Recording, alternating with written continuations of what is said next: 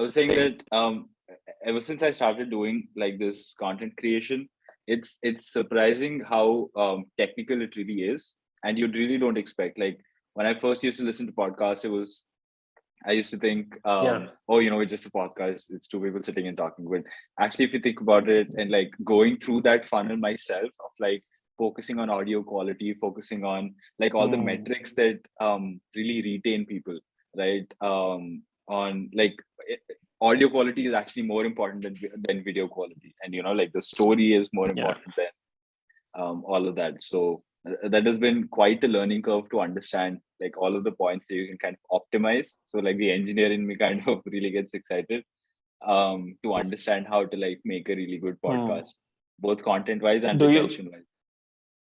Do you also edit? Are you going to edit this in between, or should I keep, because there might be a disturbance in between for like a minute?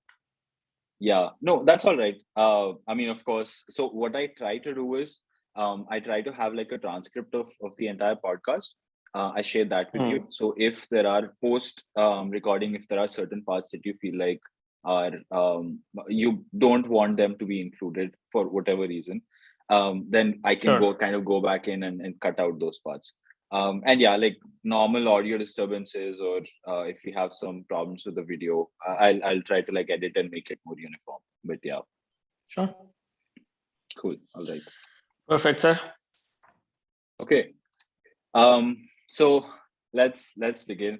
Welcome back, everyone. This is GyaanCentral Unhinged. We have a very special guest with us today. We have Samir. Samir, why don't you quickly tell a little bit about yourself, and then I really want to get into how this came about and what we are going to talk about today. Yeah, so I'm Samir. I work as an independent contractor to run and support incubators and accelerators. I work with an ACIR, which is a US-based NGO, which works with the US government incubators and accelerators. We run the Nexus incubation program, which is in Delhi. So I am in the incubation startup since 2017, which is when I started.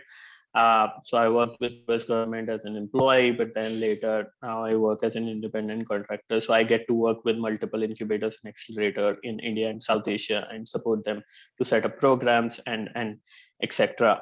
Before that, I was an entrepreneur myself. So I was running. In fact, we are sitting in my old office. So I was running my own organization, which sells and produce home decor products and sell it on e-commerce websites. So that's what the background is. Again, I'm here to talk about NFTs and crypto. So my crypto journey started in 2016. That's when I Bitcoin and paper handed it. So yeah, so that's the crypto journey parallel. Yeah, that's great. And I really want to talk about how we ended up doing this podcast, because so I reached out to Pavni, right? So Pavni is someone that we both know, and I actually worked with her in her startup back in it's been so long. I think 2016, 2017. About 4 years ago. It was like a fitness-based startup that she had co-founded, and I was like one of the content writers. And I reached out to her asking, I really want to talk and connect with other NFT and Web3 experts, and she connected me with you. And yeah, I think like that's very exemplary of like me doing this content writing thing, and like really consciously meeting new people. And yeah, like which leads to great conversations like we're going to have today. Yeah, so NFTs, right? How, like, so you started in 2016, so I feel like you were quite ahead of the curve. How do you think, like, how has your journey in crypto and NFTs been over the past 4 or 5 years? Like, did you start with like a financial this thing in mind that, okay, I need to make money, which I feel how I started. Although now it has been more awareness and application oriented, but like, how did you start then, and how do you look at it now? I think in 2016, so 2016 is when I bought, but I was tracking Bitcoin from like 2012 and 13 when it was very low. There was a big hack which happened, Mt. Gox hack. So I think Bitcoin was $1,300, went to around, like, lost 99% of the value. And at that time I was very young, I was in college, so I'm like, this is I mean, this is shit. I think this is bad. And I think at that time, because I was also in a college, I did not give too much of too much of thought to, okay, what is the tech behind it and everything. I was just looking at, okay, it's an investment, something new. And on the surface level, I did not read much about it. So in 2016 I saw it again. I think it was at $200 or $150, right? That's when we decided, and that's when I was running my business. I had some money as well to put it in, right? So that's when I decided to dig deeper and find out, okay, what is the technology? Why is this still surviving? Because I thought it died in 2013. So again, I read a bit about it, but then I think I just jumped in. My thought was that, okay, even if I lose, I will lose $200. Okay, let it be. Let's just try. Because once my thought was, okay, once I'll try, I will read more about it if it will increase. Okay, so then that was the point when I invested and I bought it. And that's when, I think in 2016, mid 2016, that's when it started to go up. And of course, at the start of 2017 was when we had a big bull run, when it hit $20,000.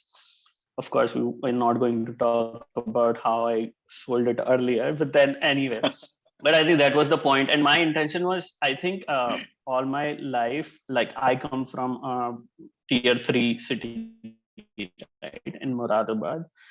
So I always thought that if I want to get out of circle, internet is my way, right? Because everybody knows in my circle the same thing. So if I want to get out, internet is where I can find information and can get out, right? And do multiple things. So I was always excited about, okay, what is happening in e-commerce. And of course, I founded an e-commerce company. So I was always on the internet searching and curious about new things which are happening. So when this came up, I'm like, this can change the world. And I mean, of course, at that time, you don't think that it is going to be so big that it become $1 trillion asset. But at that point, I was thinking, okay, this can be something which is interesting. And maybe, what you lose is like $200. Okay, let's just put in the money. Okay, then you start researching and find out what is happening. So that's what the whole concept was, that I wanted to be part of something which is new. I thought this is interesting. Of course, I won't say there was no monetary angle. I thought it can go up. And of course, when it goes down, then it hurts. I mean, you treat loss in a very different way than you treat profit, right? So if things are going down, you feel bad, right? And when things are going up, it's fine. So that's when I ended up buying Bitcoin and researching. But I think the whole idea was that this is something which can change the world and which can become very big. So that's how it it triggered, and I ended up researching more about it. Yeah, that makes sense. I would love to hear from an expert about why can it change the world? Like, why is this such a big deal? What is it about crypto? Because not just crypto, but like decentralization, even blockchain, and we'll get into NFTs. On the surface, when so I'm very new to all of this, right? Only I started learning more about this maybe last year. I've had friends who have like literally made hundreds of thousands of dollars from like school, right? That's a different thing. They already had a lot of money from like their family and parents, and they could spare and put it in here. But I've kind of secondhand seen the impact of Bitcoin. But I was never really that financially aware or financially interested in something like this, right? Because like wealth generation or creating more money, something like that was never on my radar. So when I did start getting into this last year, I think one of the first questions that came to my mind was, why is this such a big deal? Like, ledger hi to hai. Like, we have normal ledger software. Like, what's so different using an Excel sheet to track things and using like blockchain to track things? So I would love to hear your maybe answer to that question, right? Like, so if someone I don't know if this is like a FAQ that you also get a lot as a blockchain enthusiast, but or like a crypto enthusiast, but like, why is it revolutionary? And like, what's the big deal about this? I think so. First of all, that's a great question, and I do get this all the time. So I think let's start from how. So, like I told you, in 2016, I invested the money, but it was more still like I don't know the tech, so I just put it in the money. $200, I'll lose. When it started making it, it doubled, it tripled, it went to 80,000, and that's when I sold it in like a month, right? But then once you see something going so up, then means there is an inherent, maybe there is an inherent value, right? Because maybe people know more than I know. So that's when I started reading more about, okay, what is blockchain? How does it work, right? So first of all, I think what is revolutionary is the inherent technology, which is blockchain. Okay. So if you want to understand blockchain, let me try to make it simple, right? And so if you want to understand blockchain, the thing is it is a digital ledger, like you said, right? What is a ledger? In a ledger, you record transactions. Okay. So what's so unique about this? Now, when you record the transactions, I am, let's say you are recording my transactions in my company. I am dependent on you. You can make mistakes, you can change it, or you can do anything with it. I have to trust you, right? So inherently, I am trusting you. If you have you Got it. Cool. Okay, Yeah. so I think I'll just quickly start from why this all of this is such a big thing, right? And like I said, I also did not know, but when I jumped in, then I had to read because I thought people know what maybe I don't know. So I'll tell you what is the biggest blockchain. First, it is a digital ledger, like you said. But so what is so unique, like you said, about digital ledger? So if I'm making a ledger, let's say you are making entries in your books of accounts, you are making a ledger, then I have to inherently trust you, right? So I'm trusting you as a person that you will not make mistakes. Of course, as humans, we will make mistakes, right? We have incentives which are sometimes not aligned. Okay, so let's look at banks, right? If banks are making a ledger, they can change anything they want, right? So it's not immutable. So once the banks have made an entry, they can, of course, if they want, they can change it. Anybody can change it, right? But wait.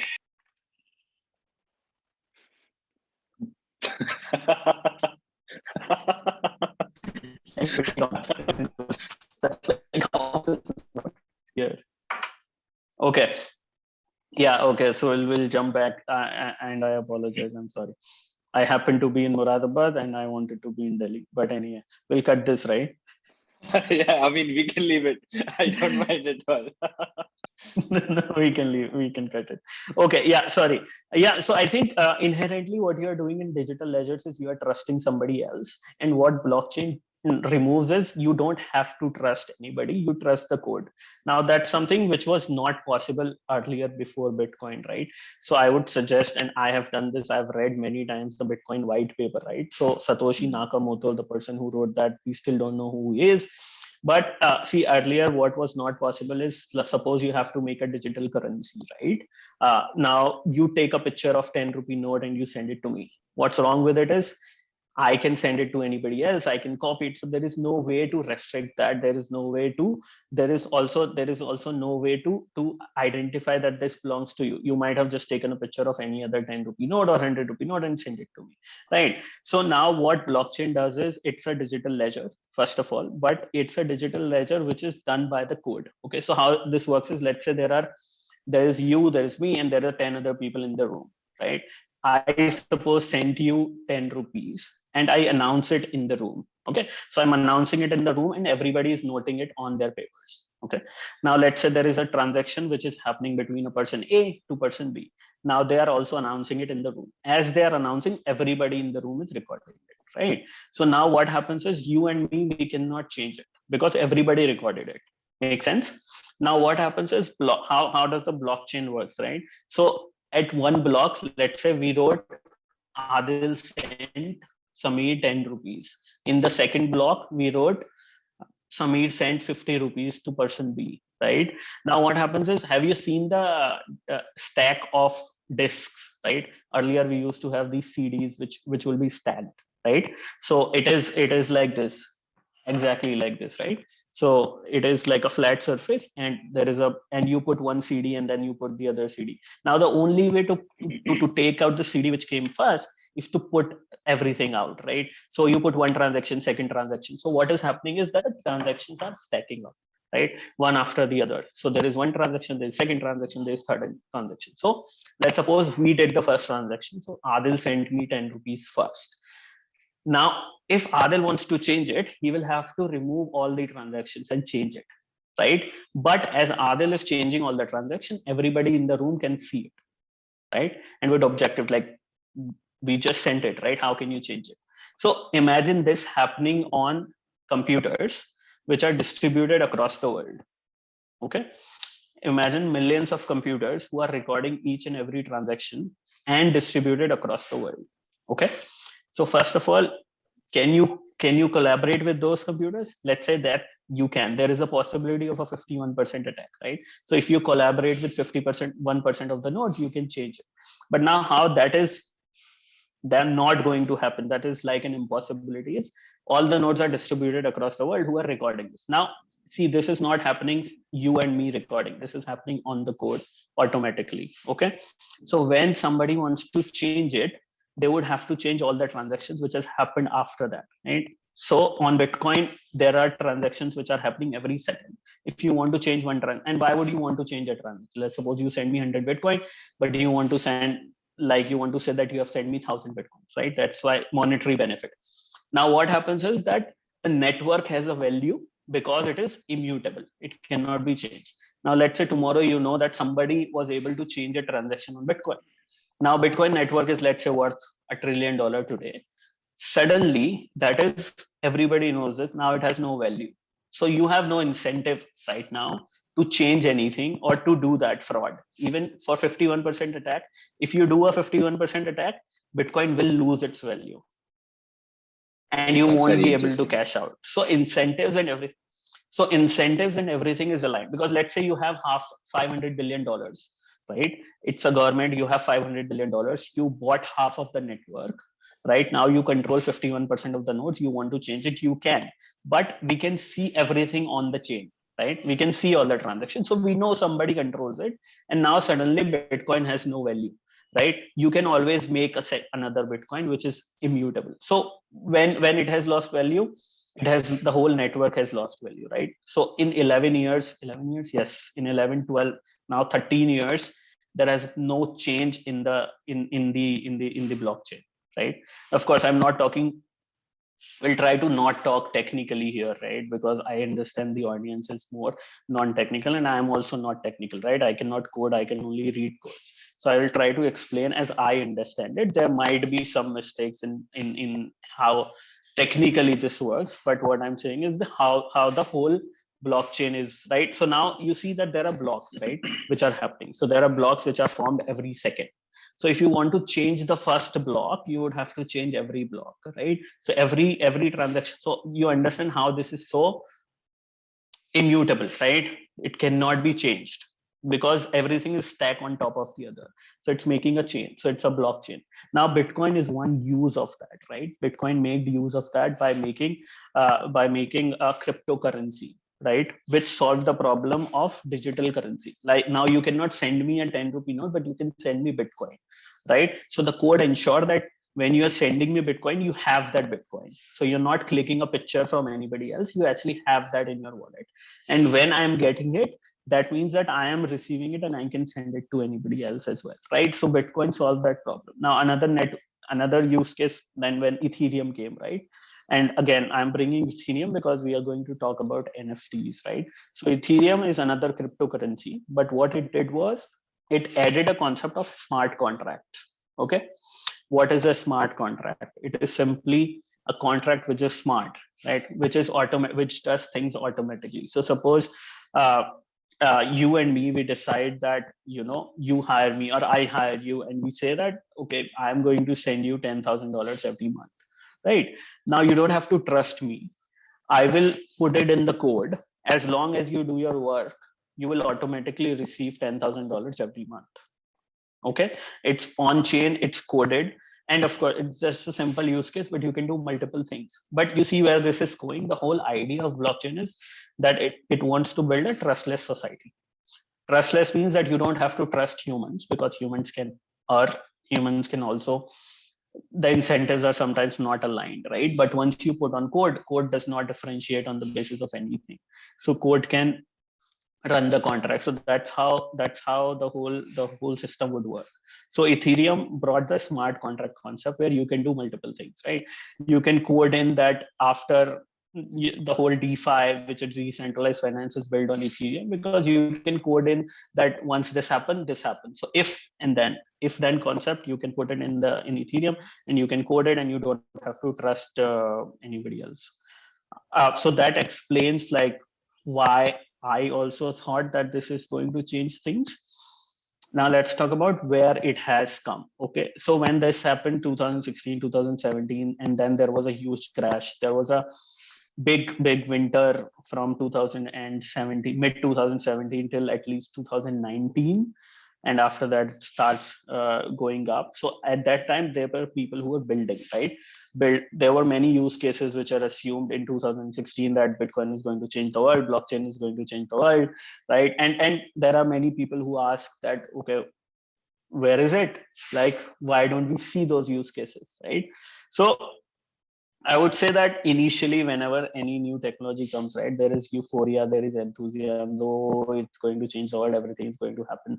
And then you raise a lot of funding and there is a lot of money flowing in the market. But then you realize that it is going to take time, right? There are issues, there are securities. You are talking about dealing with $1 trillion of assets, right? There are crashes which destroys even $100 billion in a day. So when you're talking about those type of technology, it takes time. It takes time. We initially assume that it is going to be easy. It is going to just happen quickly, but it does not, right? Most of the smart people in the world are working in the blockchain industry, but it is going to take time. So when that winter was happening, there were many protocols which were being built, many use cases. So now there are again, I have to check this number, but there are 30%, 40% of the banks who are using blockchain to send their money among themselves, right? Not for the public, but among themselves, which is one big use case. So that's that's happening, but that's why I think it's a big use case. And of course, we'll jump into NFTs. I don't want to start NFTs, but I hope I answer your question. Yeah. Why I think it is a big thing. So I'm just writing down lots of notes because I have so many points that I want to explore further. So I do want to dive a little more deeper into blockchain, right? Because I feel from whatever you just said, there's so many different things that we can kind of uncover a little bit more before we jump into NFTs. So I think I would like to add that one example that really helped me kind of reorient myself and understand what blockchain was this idea that in banks, you have one single copy of everything that has happened, right? All the transactions. But like you said, in blockchain, you have hundreds and thousands of copies, if not more, right? So if someone had to make some change, or if someone had to do anything unscrupulous, they would have to make that change in all of the 1,000 copies, which just makes it exponentially harder to do. I also had the 50% problem because I've read that a lot. So you already answered it, which is great. I would also highly recommend the listeners to go read the white paper. Start with the Bitcoin, maybe even the Ethereum. The Bitcoin you will have to read a few times. I think I've read it like about a dozen times. I still haven't fully understood it. But yeah, definitely read it, because I think just the way that he has explained it, and like the technology itself, and the fact that it is available to everyone, that's, I think, revolutionary in and of itself. But I do want to get into a few things, right? And so the first is, we talked about there being copies of these ledgers across all the nodes, right? So when I first heard about that concept, my instant question was that we have millions of, I mean, I'm sure by now we have millions of nodes using Bitcoin, right? Or nodes using, like, doing transactions. Mining Bitcoin.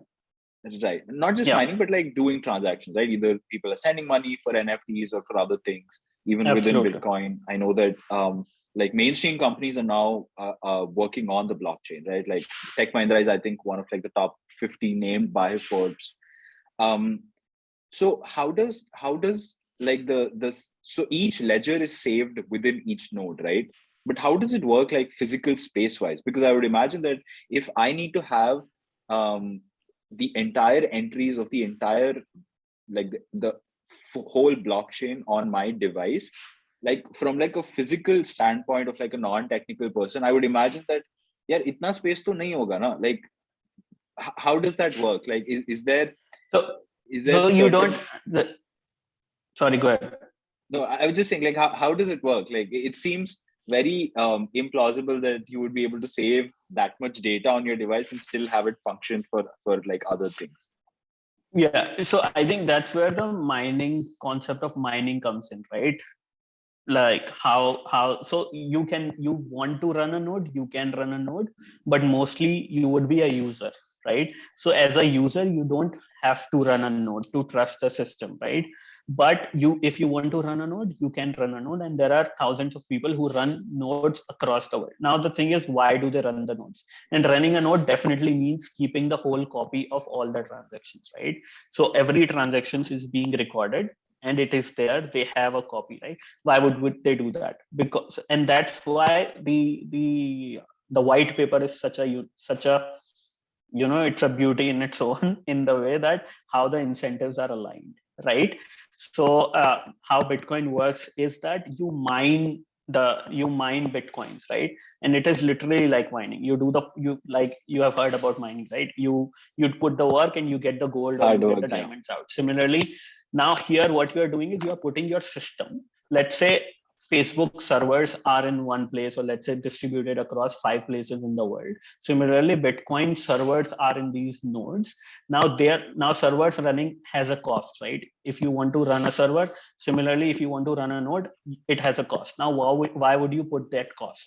Because that gives you Bitcoins, right? Initially, and that's how the design is, right? Initially, you used to get more Bitcoins. So when Bitcoin started, you used to get more Bitcoins, right? For mining. Now, how mining works, to understand it, let's assume that there is an Excel sheet which you are opening. Okay. Now, as the Excel sheet is growing, you need more and more computer power to open it. You have seen how if you open the large Excel files, your computer hangs or stuck, right? So to open large Excel files, you need more computing power. So as the transaction increases, you need more and more and more power to open that, right? So initially you used to get less Bitcoins, but imagine when the price of Bitcoin was $1, you used to get more Bitcoin. So let's say if you get 100 Bitcoins, you'll still make $100. Now you get, I think, 6.25. It is always, it has halving. I don't know if you have heard of this, but every 4 years, the Bitcoin you get from mining is half, right? So from 100, it is half, but then the price is increasing accordingly, right? So right now, even though if you get 6.5 Bitcoin or 6.25, the value is more, right? So ultimately you care about the dollar value. So miners put in their computing power to mine the Bitcoins and also protect the network. And that's how there are 3 things of decentralization, which again, we'll talk later about it, but that's how the mining works. And so as a user, you don't have to worry about that. What you should check is that every network should have more nodes, right? At least thousands of nodes, which again, Bitcoin has a lot of nodes, which means there are that number of copies and miners are putting the effort. As a user, what you are trusting is that the nodes are distributed, right? If the nodes are in only one country, let's say in China or let's say in India, then maybe that country can control. Now Bitcoin nodes are distributed across the world. That means, yeah, so you don't have to download it. They are downloading it, and you are basically trusting the nodes, and the nodes are basically the code. So you're not trusting anybody. You are trusting the whole network. You are trusting the code, which is better than trusting anybody else. Yeah. Does that make sense? Yeah, that does. Also, I've heard that Bitcoin there only a limited quantity of Bitcoin in the world, right? That you can mine. And I think 21 million. Yeah. And I think maybe it's like late 2020. I'm forgetting the year, but like after a year, the last Bitcoin will be mined. And then and that's kind of the scarcity. I think it is 2140. Oh, 2140. Okay. Yeah. Okay. So not anytime soon. All right. Yeah, but because see, it is halving, right? That's how the concept is beautiful, right? It is every 4 years, it's going to get half. cut in half. So like after 4 years, I think in 2024, you would get only 3 Bitcoins. So only, I think in 20, I'm mistaken, like either you get 6 or right now it's 12. I'll have to check, but it is going to be cut half, right? So after like, let's say 40 years, I think you'll just get 1 or half Bitcoin to mine. But then you care about the dollar value. That's how you run the nodes, right? So running the node should be a profitable business. And I think as Bitcoin value will keep increasing, the running the nodes will always be profitable. Even if it is not, after a while there are other incentives which will come forward. Right. Yeah, that makes sense. And I think one thing which I would add, sorry, is that, see, ultimately what it is solving is the trust part, right? And the world runs on trust, right? So if you can put that trust on code, then that can solve a lot of problems, right? You have heard about agent principle problem, right? Like agent principle problem is everywhere, and everybody is trying to solve that problem. So simple explanation of an agent principle problem is, if I hire, let's say if I hire somebody and they have to do the work, the incentives should be aligned, which is not always the case. But Bitcoin or blockchain can solve that trust problem by putting that on chain. Yeah, I have a LinkedIn post about this, so if anyone wants to go there, I'll link it down in the description. But yeah, that makes sense. I think you answered my question. My question was going to be, why is a trustless society so important? I know I saw that you mentioned about banks using a blockchain within each other, right? Which I find really interesting, because it's a little ironic, right? Like that a centralized entity is using a decentralized system within themselves. So I would love to know your thoughts on why, like, what is the impact of adoption of such a technology by centralized entities, right? Especially given, like, we had the budget recently, right? And even though Bitcoin was taxed at 30%, which I didn't really understand, what, like, that kind of legitimized the technology within India, right? So I think that will give way to it becoming more mainstream. But I've also always wondered and wanted to ask other enthusiasts that what does it mean for the government? Because, like, the government is basically, as a centralized entity, endorsing something that is quite opposite to what it is, right? So I'd be curious to know, like, I don't know enough about this, but like, what is the government's take in this? Do they have like an incentive in promoting Bitcoin, or like helping it becoming mainstream, or is it just something that either you get on the train or you move aside? So I think I would refrain from commenting on government takes, right? Because the government put in that, okay, now you pay 30% tax and 1% TDS, but then they also clarified later that this does not mean that they are legitimizing the Bitcoin or they are legitimizing cryptocurrencies, which is weird if you ask me. But anyway, so that's their take. Now, I think the inherent question you are asking is basically why, because this is against what maybe government wants to control the money, right? Why would they endorse it? Exactly. So I think there is another podcast by Naval Ravikant, okay, on whole. I think it is on the Tim Ferriss show. So he talks about how and there are various posts on Twitter by Balaji on this, like why government. So it's now becoming. See, what I said was that the nodes are distributed across the country, right? So one country would not control it. Now it becomes a game of innovation, right? Whoever controls innovation controls or can grow their economies, right? We have seen what US did with their economy because they're innovative economies, right? So now when you see that most intelligent people are building something related to blockchain or Bitcoin or Ethereum, or they're building tech, now it becomes a country game who wants to attract the talent, right? I have personally seen talent moving from out of India to these countries, right? They're moving to Switzerland, they're moving to Singapore, they're moving to Dubai.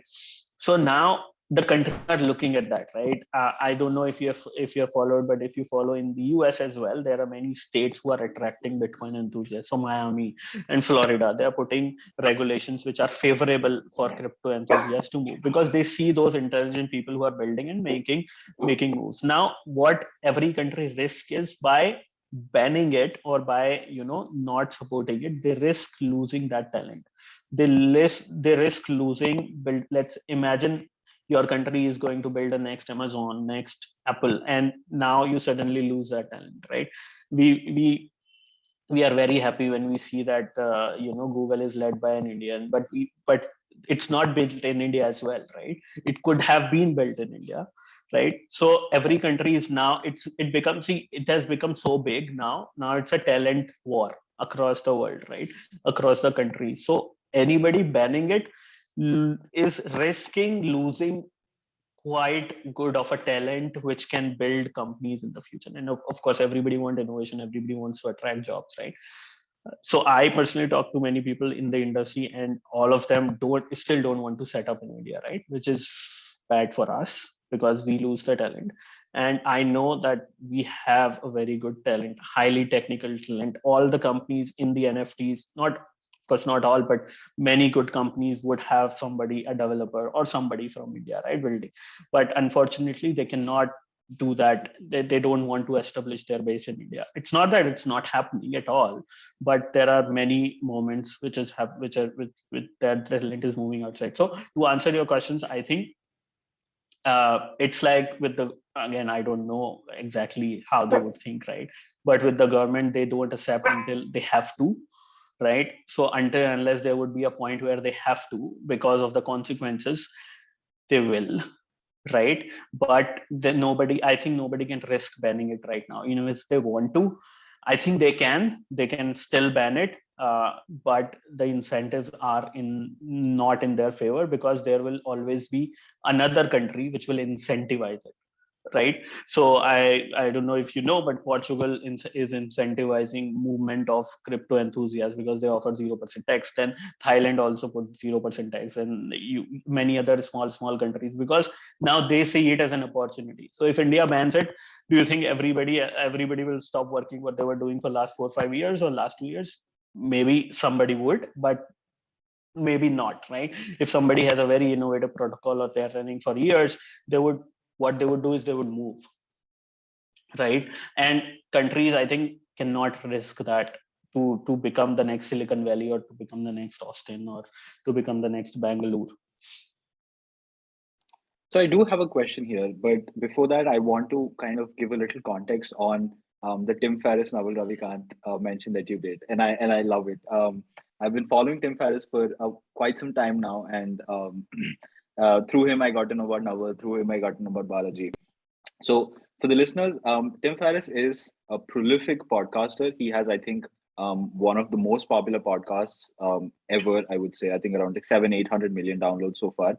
And he's also the author of, for the people who might know, the 4-Hour Work Week and the 4-Hour series. So he has like 4-Hour Work Week, Chef, 4-Hour Body, things like that. Yeah, great podcast. I think one of my go-to when I'm going out walking my dogs or doing something like that. Naval Ravikant is another.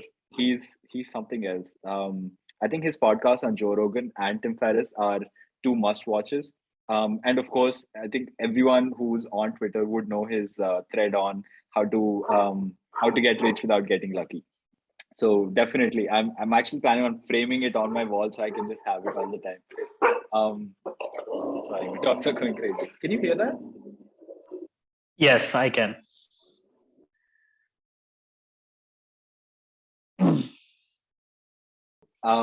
That's but yeah, so Naval is also he's an investor. He has been an early investor in things like I think Twitter, Facebook, Instagram. Not Instagram is whatever. Like all of like the tech unicorns. Like he's the founder of AngelList. Yeah. And Balaji is, I don't know exactly what he does, but he's I think one of the early, he created some of the protocols of Bitcoin and blockchain, something like that, right? He's also like a prolific person within the blockchain community, basically. So that's a little context. I'll put the links in the show notes, but highly recommend people who are interested in our conversation so far to go check out those things as well. Right. So I did have a follow-up question, right, about about how some governments are incentivizing and some are not, right? So another point that I would like to highlight, and again, I have another LinkedIn post about this, but I think back in 2020, yeah, China banned Bitcoin, right? And China is the biggest country with, like, it had the most number of people working on Bitcoin, right? Nodes, yeah, most number of nodes, right? So in Bitcoin, there's this thing called the hash rate, which is basically how many number of transactions are being verified. Like how many times is like a verification happening on the entire chain, right? And after the China ban, the hash rate went, I don't remember the exact numbers, it halved, right? It halved from I think it was like, yeah, I don't remember what the exact number was, and it came back within 6 months. And this is still that, I think so far China has still banned Bitcoin, right? It's still banned in China. So I think that is a very strong indication. Like, I heard about this on one of, like, I think Balaji's podcast or something like that, and I actually went back and checked. Like, I went to the website, I did, like, I checked around, I did my research, and that's when it kind of, like, really went into my head that, okay, Bitcoin is really here to stay. Because it's kind of like TikTok, right?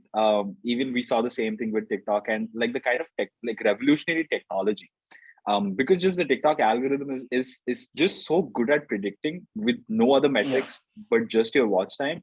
It's able to, like, gather so many people and retain them. So exactly the same way for Bitcoin as well. But talking back about, like, the governments, so Bitcoin is decentralized, right? So I'm curious to know what a government's incentive would be. Is it just that more people are coming to the country, meaning that overall, like, the physical economy would kind of flourish, or is there like some sort of implication of Bitcoin being in one country? Because the governments would not like financially benefit from Bitcoin, right? Because again, it's decentralized. There's no tax. There's no transaction or like monetary benefit from Bitcoin. But like, now thinking about it, I would assume that if you have more smart people, then, like, there would be auxiliary benefits of them being in your country, if that makes sense. Yeah. So I think so I would not say that it would, like, I think you corrected yourself that ultimately it will benefit. So let's talk about what is the decentralization, right? Because some might hear this word but might not know, right? So centralization is basically one entity is in control. Decentralization is there is no one entity which is in control, right? So it's a decentralized behavior. So it's not in anybody's control. So Bitcoin is only one cryptocurrency, right? There are other cryptos, Ethereum, so many other, Solana, and all other chains, right? So so not everything is decentralized in crypto as well, right? So we'll have to look at that, the nodes and everything. So let's assume we are talking about Bitcoin, and Bitcoin is extremely decentralized. So what will be the benefit for the countries? First of all, I think the transaction increases. First, nobody's in the community, at least when I talk to people, nobody's against the taxation, right? Of course, it has to be reasonable. So one is that once the transaction moves there, they can extract the tax revenue and everything. In fact, it is easier on blockchain because everything can be checked. Everything is on chain and can be checked. And it can also be, I was thinking about it, that it can also be automated if you put a smart contract and that the tax is automatically deducted once you send it to somebody. So there are many use cases which, again, in the future, maybe someday we'll see them. So why would government be incentivized? I think the right question might be, why would they ban it? Or I think, why would they ban it, right? Or why would they be let me think through it, because see, the government angle is always comes up, and always there are different questions and different angles which you can brought in, right? And of course, I don't know how they are thinking about it. Even when I talk to them, some of them don't know. Some of them are like, we'll see once they record it. And I don't know if you've heard our RBI governor who said that cryptocurrencies are a scam and everything. Because there's no So I physical think, thing tied to it. Yeah. so I think, honestly, why would they be incentivized to favor this? The only angle, not the only angle, but the angles which I see is the talent, right, which they want to keep it, but also the tech structure, but also, so Bitcoin as a technology bring a lot of efficiencies within the ecosystem, right? Because you don't have to trust a centralized agency, centralized identity. So a lot of accounting and everything can be automated. So there is a lot of savings which can be had. So earlier when you were asking, right, why banks are using it? Banks are using it to send it because of the savings. There is no so to move money, there is a transaction cost, right? Now you can say there is also a transaction cost in Bitcoin, but it is way lower, right? To send billions of dollars, the cost is almost nil, nothing, right? So there are constant savings which you can also have, but again, that's ultimately that is going to become a big factor later, but not right now, until unless everybody starts using it. So how I see this is, government are right now incentivized not to ban it. Ultimately they will be incentivized to use it, if that makes sense. So right now they did ban it, right? India did ban it in 2018 when the Supreme Court had to come in and do that. At that time, it was possible. But right now, if they do ban it, then first of all, on the world stage, we will look at, we don't favor innovation and we are not open to innovation. There will be a move of talent. So right now, we are at a stage where the government cannot ban it. We are not at a stage where government favors it. I think it will come. How that would happen, I can only see it that protocols are being built, some things which we are using daily, and then government cannot just ban it, because now there are so many millions of people who are being benefited. There are so many millions of jobs which are working on the blockchain. There are so many things which are happening. If that makes sense. And again, I'm not an expert on what is government thinking, what is doing. So I might be wrong here. Cool. Yeah, so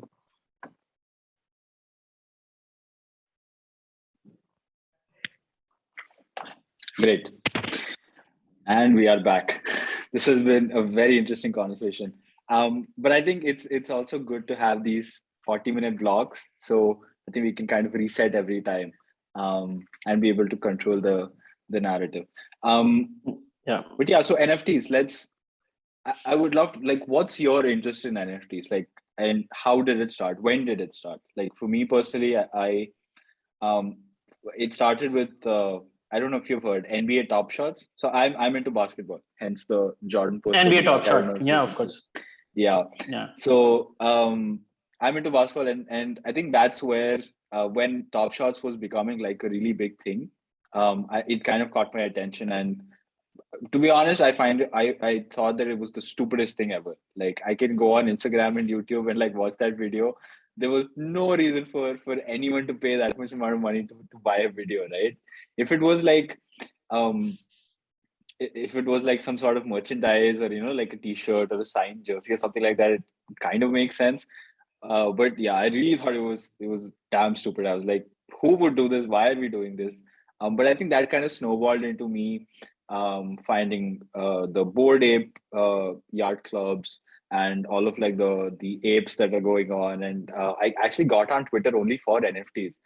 If you go to my profile and you go back to my tweets and likes, it has always been like people who are saying, those tweets that say, oh, retweet and tag two people for whitelist spot, or retweet to get a free NFT. It has only been that. Yeah. And then, yeah, I think a few months ago, I got my first NFT. Again, like it was just, to be honest, I did not research about it as much as I probably should have. It was, I think, worth like $150. But as I don't know if you follow, his name is Nassim Taleb, I think. or I might be getting I his do. name wrong. Naseem Right. Taleb. So Yeah. Naseem Taleb. Nicholas Taleb. Yeah. Yeah. So he has this concept of skin in the game, which I really like. That if you Yes. want to learn something, you need to have skin in the game. So that was like my way of having skin in the game, right? Like just putting myself out there, putting my money on the line, and then like forcing myself to learn rapidly. But yeah, that was kind of my journey. But would love to know yours, how you started, where you are right now, and kind of what you hope to get out of NFTs. Yeah, I think it's the same as with the with the Bitcoin, right? So again, NFTs, that's a one use case of a blockchain. So when it came up, the first thing which blew up was in 2017 when CryptoKitties came, right? And Mm. CryptoKitties is just cute cat pictures which you can own, and you can own two cats, you can breed them and have babies and all of those things, right? So Oh, so I it didn't know blew that. up the Okay. market.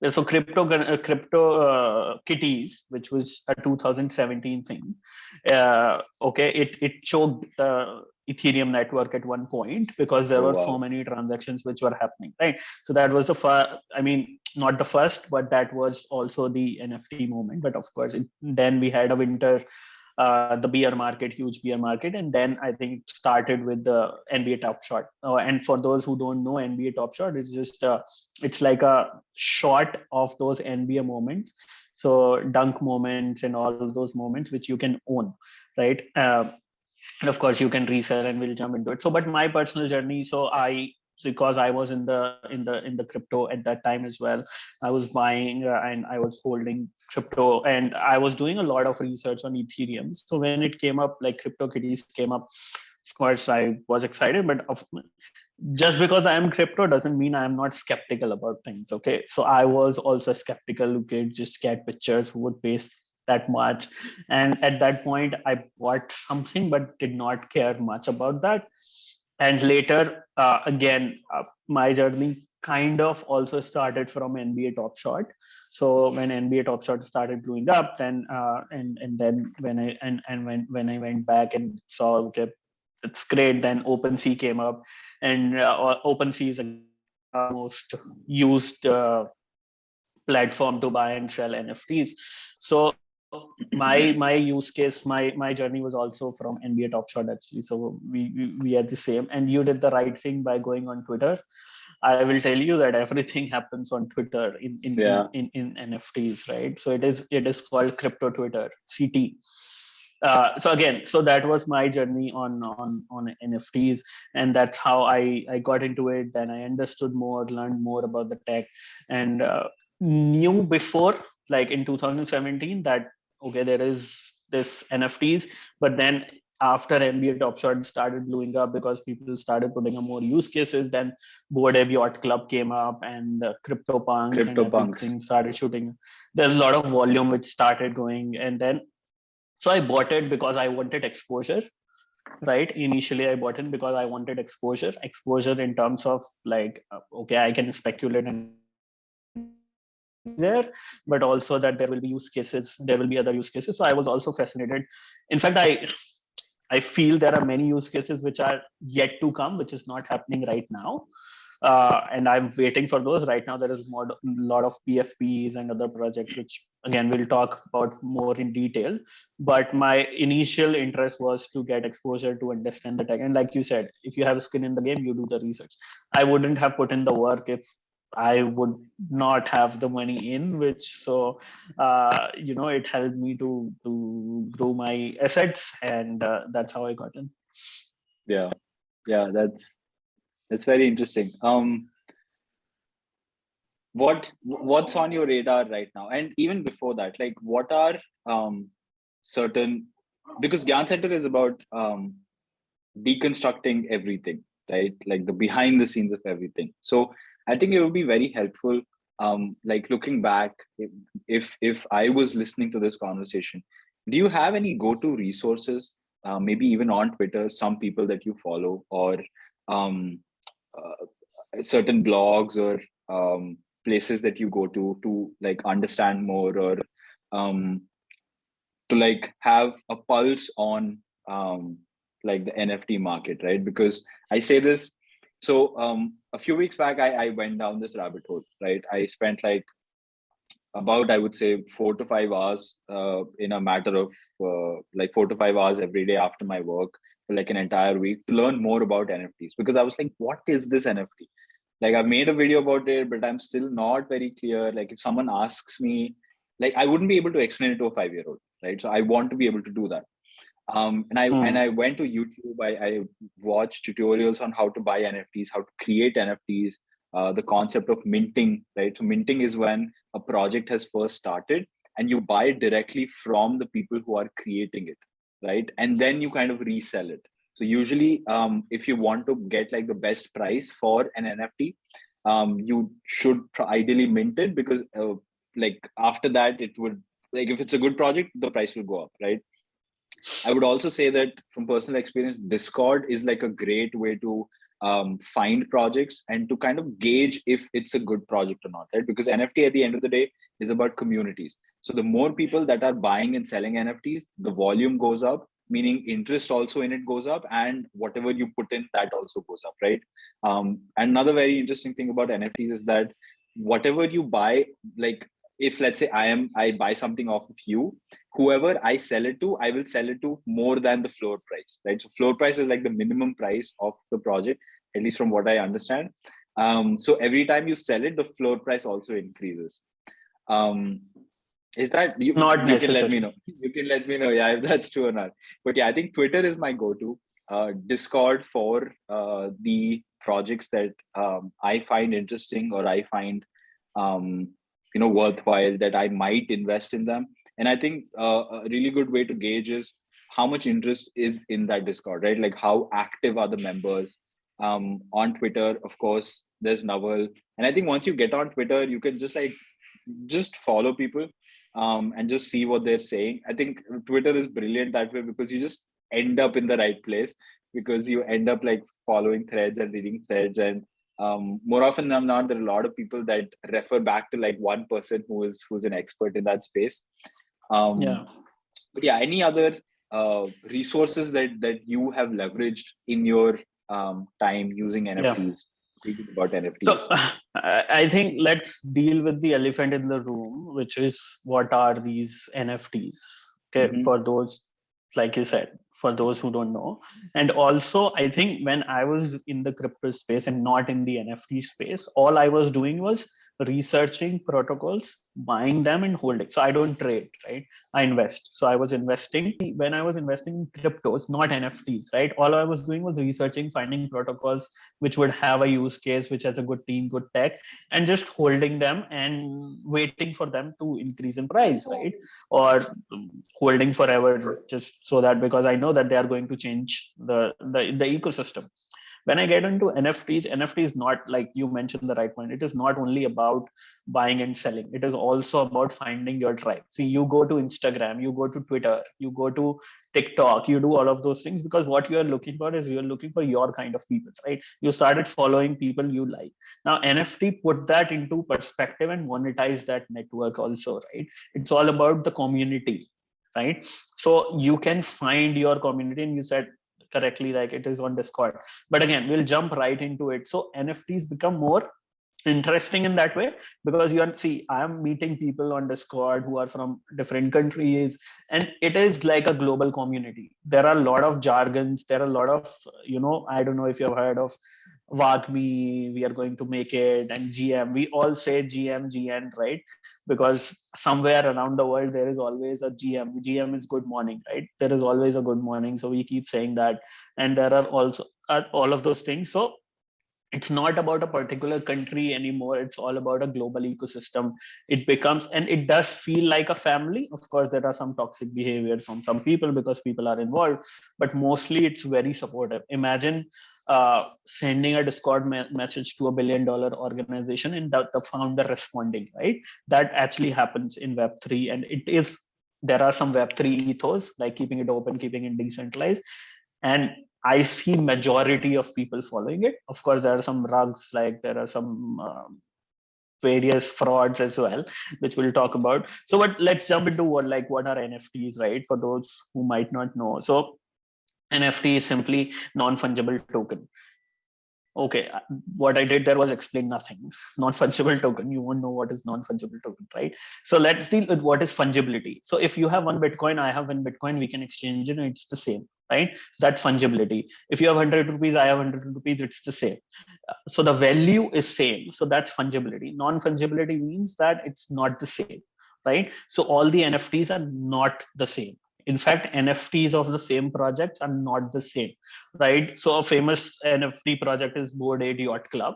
If you have one Bored Ape and I have another Bored Ape, it's not the same value, right? It cannot just be exchanged like without considering other things, right? So it will have different rates. And now when you look at that, you can look at that's actually more applicable in the real world. Like you and me, everybody is different. We have 7 billion people, but everybody is different, right? So NFTs, cryptocurrency is one use case of a blockchain. NFT is a different use case. NFTs can be used to represent a different, all these different concepts, right? Now, so non-fungibility, you understand what is fungible, what is non-fungible. Now let's see what is the token, right? So to understand a token, I think all of us would understand when we go to Mother Dairy, right? When we go to buy that milk, they give us a token. We put the token, we get the milk, right? Or go back to your childhood, I used to play video games. You put the token in, and that gives you one chance to play with that, right? So token is representing something else. In the video game, token is representing that I have one life. When I'm taking a milk, it is representing that I have 1 liter of milk, right? So token represents something, right? So tokens can represent anything which is done. Now these tokens, non-fungible tokens, are tokens on the blockchain, right? Most of these are on Ethereum. Okay, most of these are on Ethereum, but they can be on different blockchains, and so on Solana or on Near, on others, and there are coming up, but most of these are on Ethereum because Ethereum is the most trusted decentralized network so far that we have. Okay, so non-fungible tokens are these tokens. Now, but how is that different, and what is the use case? So imagine a plot of land, right? Now, every plot of land would have, let's say it has 5 different houses of different sizes. Now you can represent that with different NFT tokens. Okay, you cannot represent it by Bitcoin or Ethereum because Bitcoin, Ethereum has the same value, right? But you can represent the features of that and write that on chain. Okay, one of the use case which I would love to see, which I think some companies are building but not, is in India we have most of the cases on property, right? So okay, there's somebody's fighting with somebody because there is a property case and it's going on for years, right? Imagine if you put a plot of land on the blockchain, right? But every part, like suppose every building is represented through their traits, right? You have from longitude this to latitude this. It's called A token, B token, C token, D token, and whoever has that NFT has that place, right? So you can represent real world assets which are different through NFTs. Does that make sense?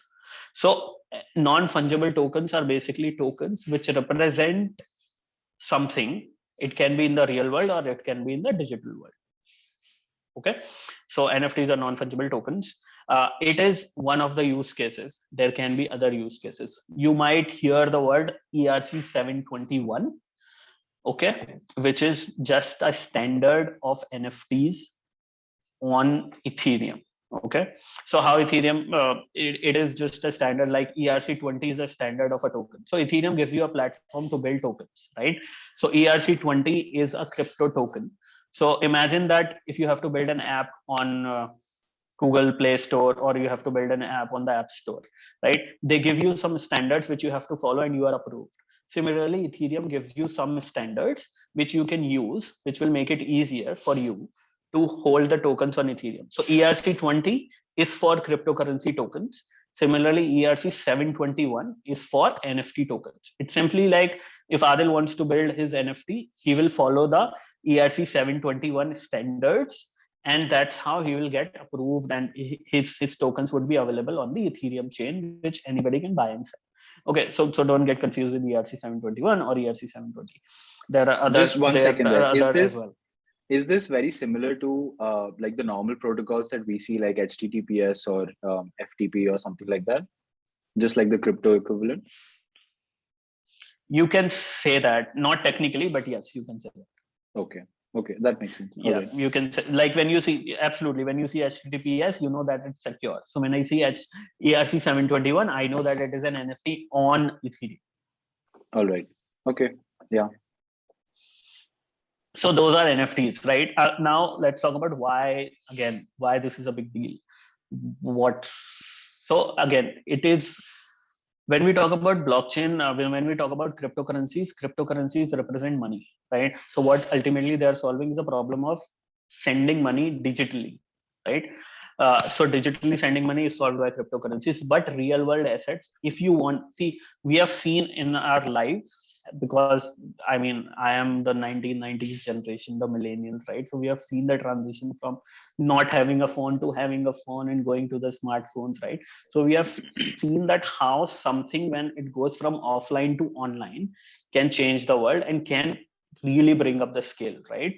Nobody's thought that e-commerce would be so big, right? But once Flipkart came in and they brought in the COD, it became a big deal, right? Similarly, so why I think ERC 721 NFT is a big deal is because now we have a method to represent a real world assets digitally. Okay, so we can take everything digitally, right? Imagine you being able to represent your all the assets digitally, right? You have a phone, it can be represented digitally. You have land, it can represent it digitally. What happens when you can represent digitally is that you can now trade it easily, but you can also, it's more I mean, just like what you have with the currency, right? What is the issue with the physical currency and the digital currency? So now imagine you can represent everything digitally, but also you can also use the digital tokens, right? You can also own the digital items, really own. Suppose I send you my image, right? You don't own it. You have it, but you don't own it. Now imagine if you can own those images. Now we'll go in. I think you will have the right questions for me to deep into. Okay, why does it matter and all of those things? So I'll stop here. But that's what it is. What is NFT and why this is a big deal? Yeah, I think especially for the creator economy, which has really boomed during the pandemic, NFTs uh, are quite important because, again, like to do with ownership and to reduce any sort of plagiarism, any sort of copying, things like that. And more than anything, I love the fact that once you like NFTs have that, I don't know what it's called, like the every sale after an NFT is created, a portion of it can be programmed to go back to the owner, to the original creator, right? So as a creator, I imagine that, okay, let's say if I created a piece of art or like a graphic design or something like that, in perpetuity, or even like in your house example, like I can make a house, and every time that house is sold, like 5% or 10% of it will come back to me. So that I feel like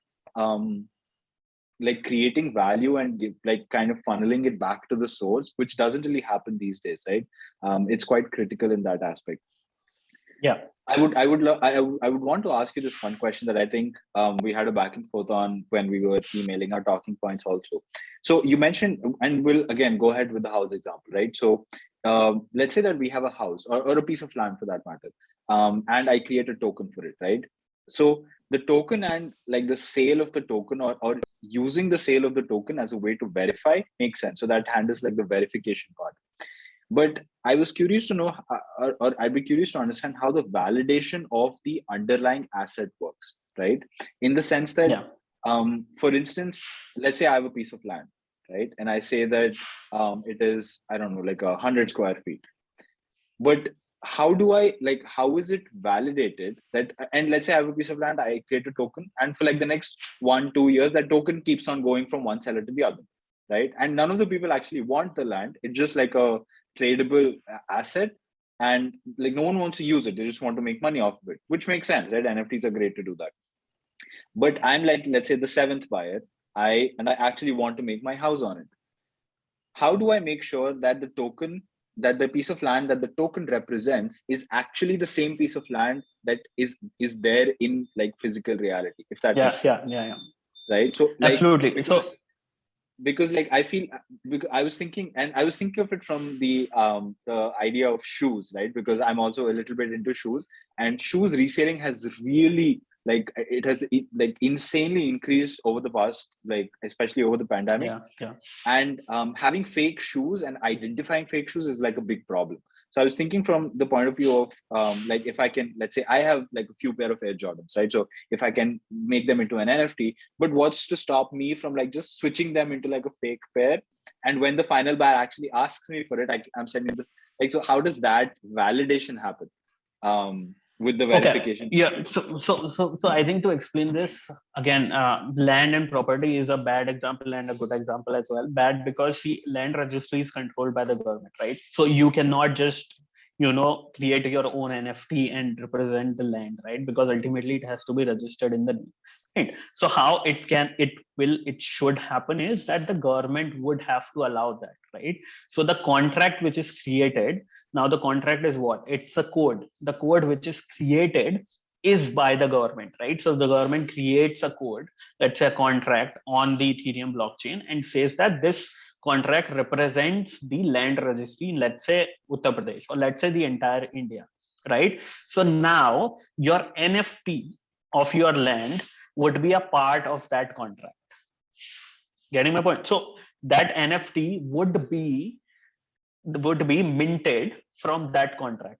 You talked about minting, right? Minting is the first issue of that NFT, right? So when it will be issued the first time, it will be minted from the original contract, which will always be verifiable. So can you create multiple copies? Of course, you can create your own NFT of that same land, but will it have value? No. Why? Because the real one which would have value is one which is verified by the government. Okay, so that contract, similar to like Bored Ape Yacht Club. So people say that, what is stopping me from creating another Bored Ape Yacht Club? Nothing is stopping you. That's the beauty, right? You can go and create it. Would it have value? No, because I can see that is not part of the original contract which was created, right? Why would I buy something which is a copy of something? I would buy the original one. So can you create copies of your own land? Of course.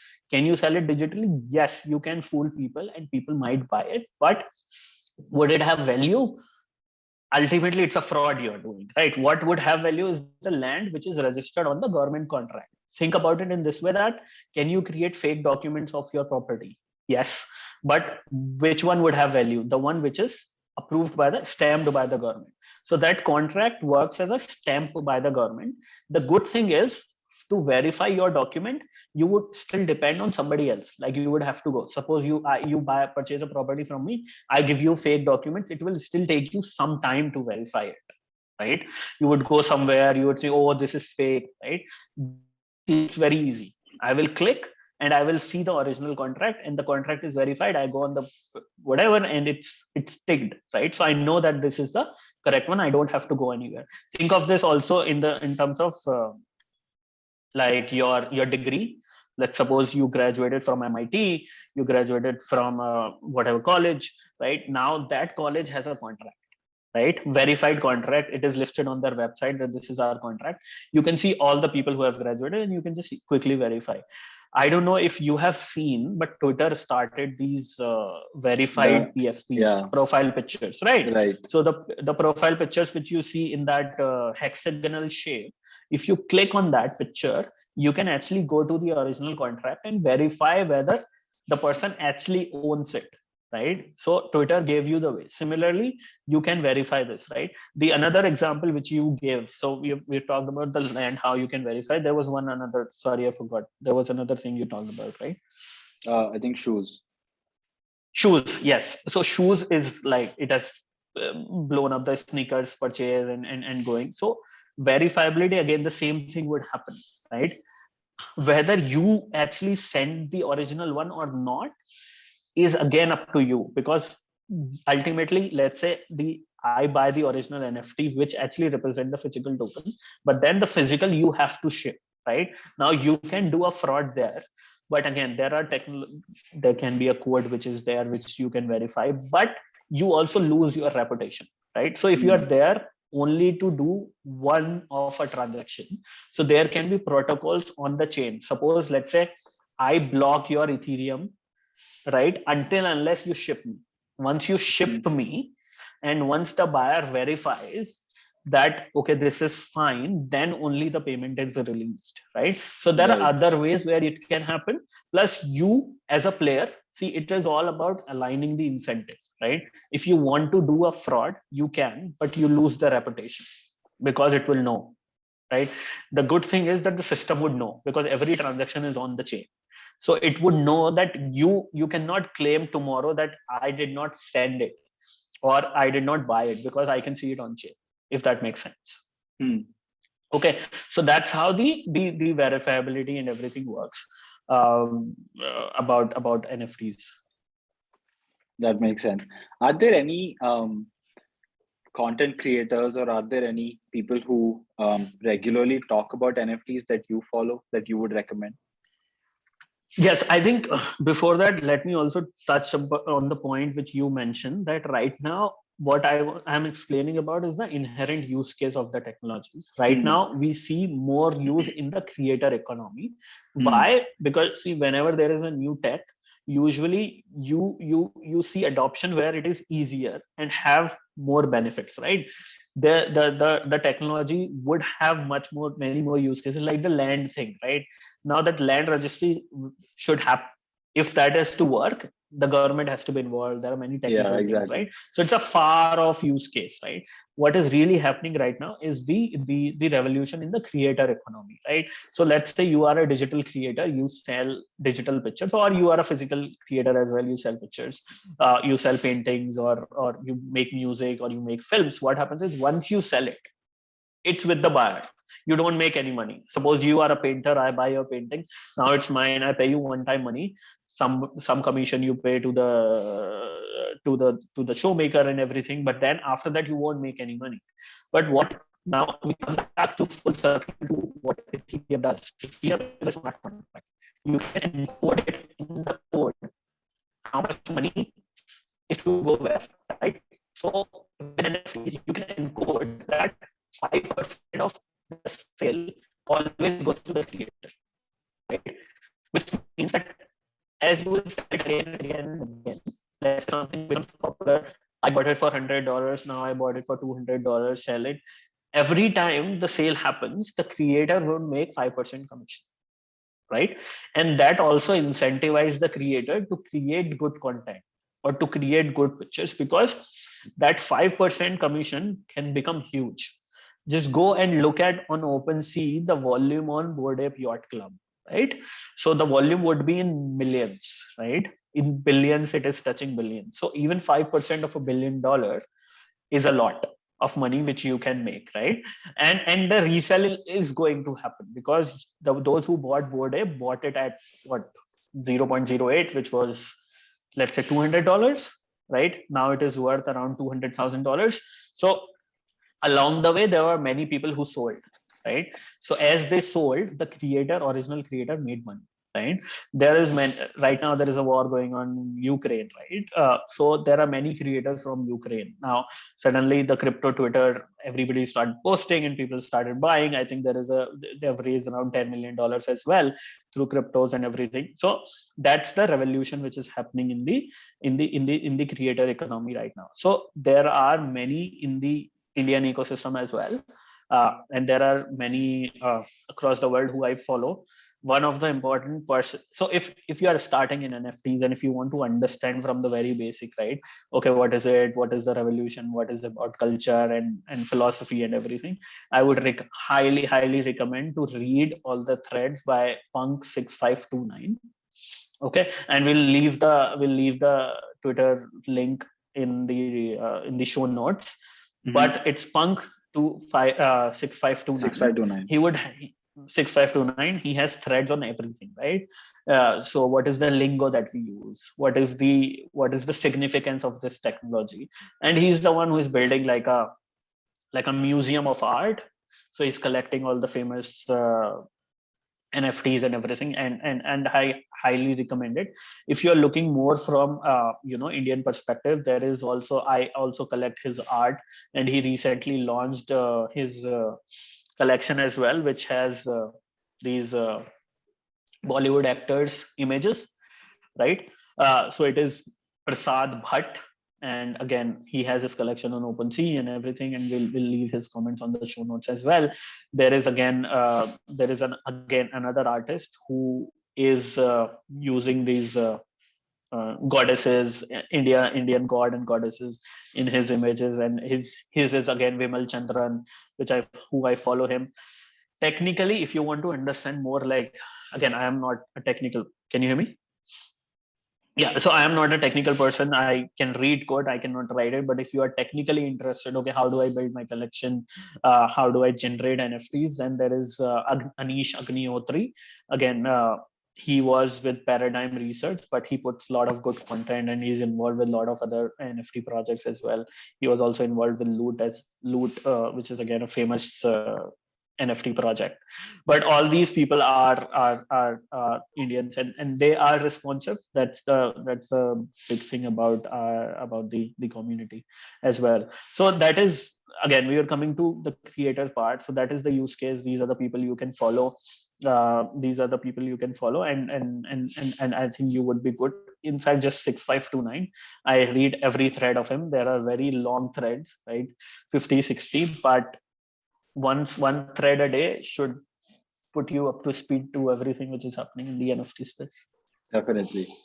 So I do have a question here, but even before that, for people interested, getting into NFTs and buying NFTs is actually surprisingly simple, right? So more often than not, people I'm sure already know of these exchanges like WazirX or Binance, even CoinDCX.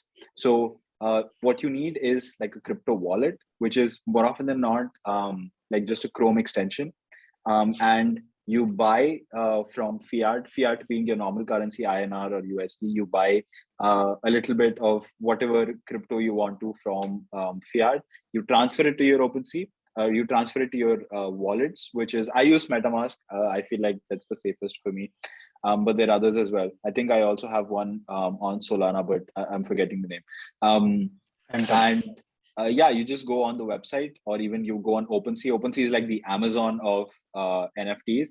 And then if you have enough crypto, which of late I've been finding that I really can't afford some of these things, but if you have enough, it's just like a one-click thing, and you can buy it right after that.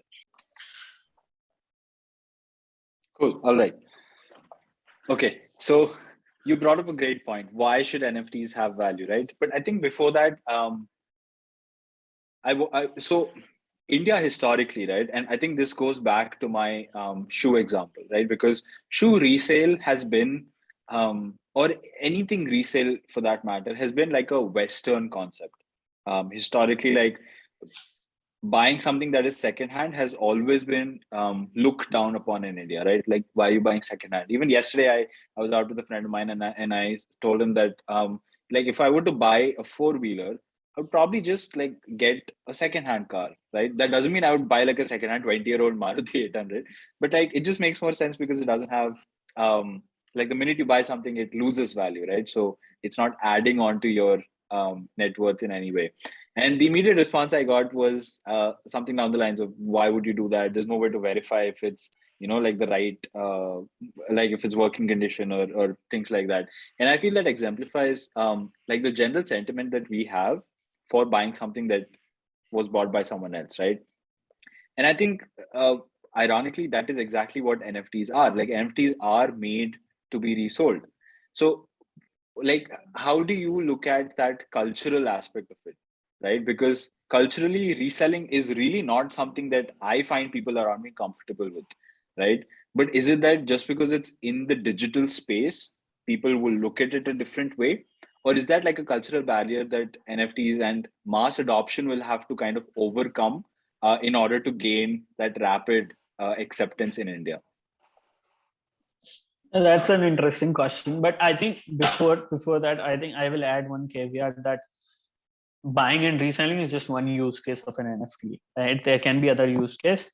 That is the first use case because that is being used by the creators right now, but that is not the only use case of NFTs. But you hit a good point of that culturally we are used to like buying, we want the new things.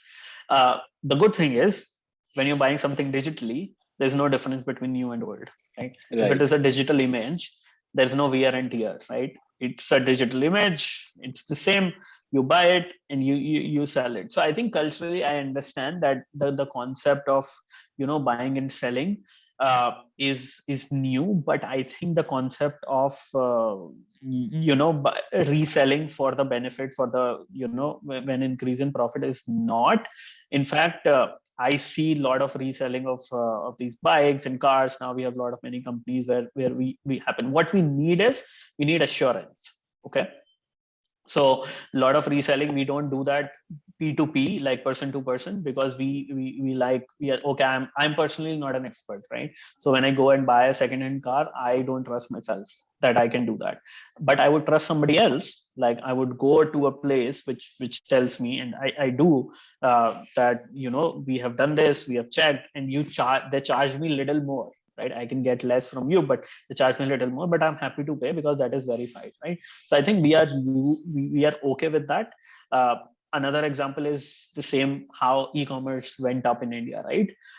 We are inherently a trust deficit society. We don't trust that easily. How Flipkart solved it is by bringing COD. Okay, you don't trust me. We'll give you a cash on delivery. When you have things in your hand, then you pay. That's how it took off. And now people are more comfortable that, okay, it's fine digital. So I think culturally we need that initial push, initial tech, which will help us understand, get a groove on things, and then we are more comfortable.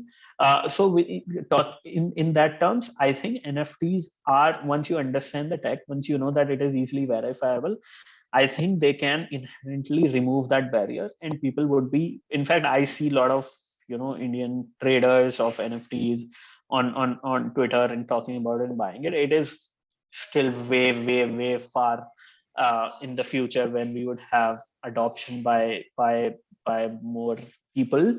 I think even in crypto, there are many people. I think in crypto there are 10x. There are only 10% of that population who are buying NFTs right now. So even those who have adopted crypto, even those have not adopted NFTs.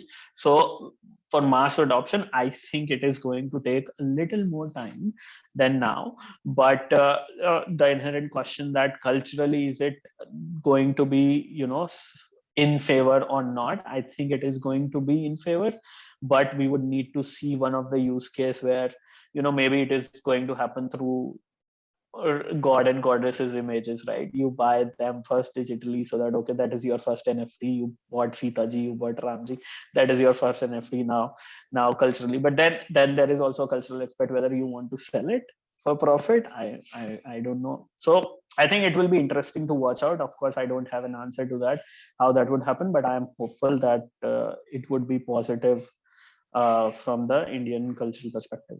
I don't know if I answered your question or not. Yeah, no, I think that kind of answers my question. Just one more question before we get into and I guess we should have got started with this, but like, why are NFTs important? But so you mentioned that you're in a third tier city right now, right? And obviously from like a tech standpoint, I would say that your understanding of tech and where especially Web3 is going would be, I would say, miles apart from the average person in a tier 3 city.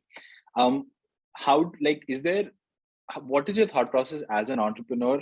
Do you just wait it out, and like, do you just wait for people to kind of understand and get on that bandwagon that, okay, Web3 is actually good?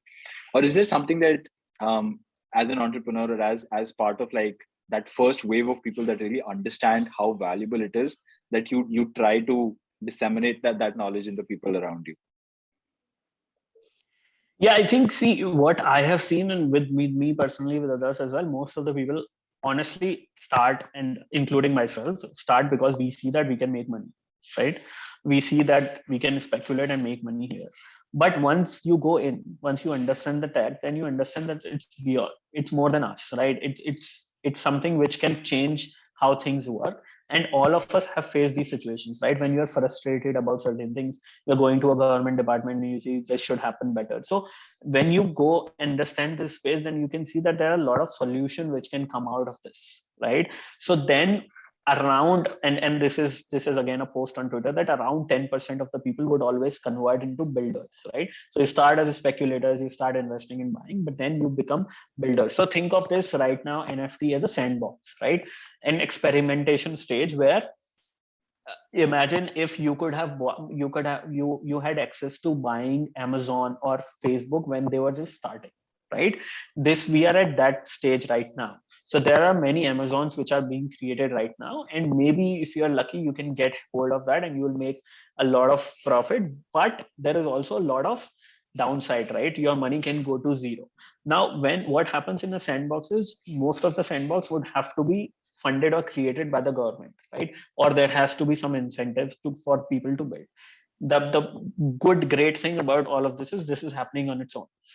There are people, there are builders who are joining every day, experimenting. So overall it is very, very, very positive for the innovation, because the experiments are happening, they're dying, many people are losing money, okay, many people are making money, but ultimately what will churn out of this is a diamond, right? An Amazon or Google of Web3, which will ultimately come out. And maybe some of you would, some of the NFT enthusiasts, some of us, hopefully me also, would be part of that, and some of us won't be, right? So it is still a sandbox stage, it's still an initial stage where we are just kind of starting to experiment and see the real use cases, right? So I see a lot of builders building once they have made, see, once you have made and once you have seen the revolution, once you have made some money, there are two ways you can do. You can see that it's easy money, and many people see that, and sometimes it is,